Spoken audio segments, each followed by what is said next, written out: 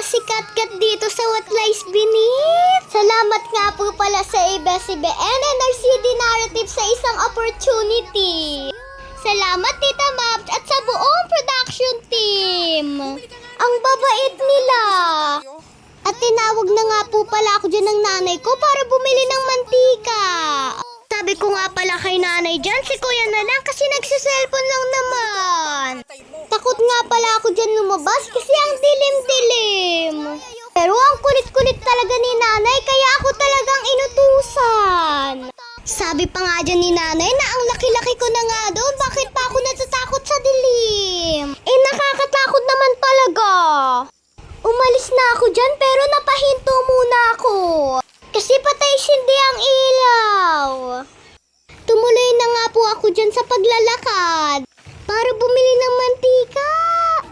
Papunta na nga po pala ako dyan sa tindahan ni Aling Lily. Pero hindi ako dyan nakabili ng mantika kasi sarado na.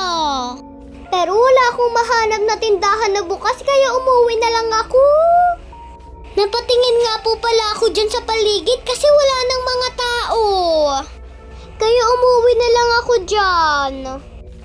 Na walang nabiling mantika. Kinakabahan ako dyan. Kasi natatakot ako.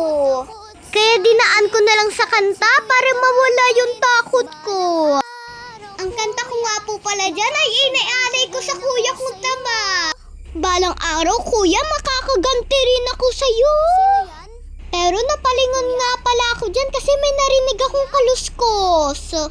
Pero tumuloy pa rin ako sa pagkanta habang naglalakad. Pero napahinto ulit ako at napalingon.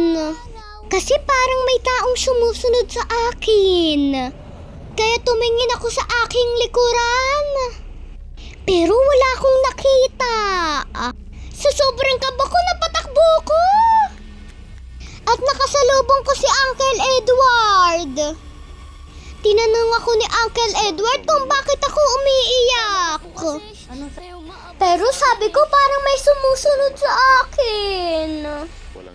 Pero sabi ni Uncle Edward na wag ako matakot kasi wala namang tao sa likuran ko. Kaya tumingin ako sa likuran ko. Ayan, hindi ko akalain na si Uncle Edward pala yung kikidnap sa akin.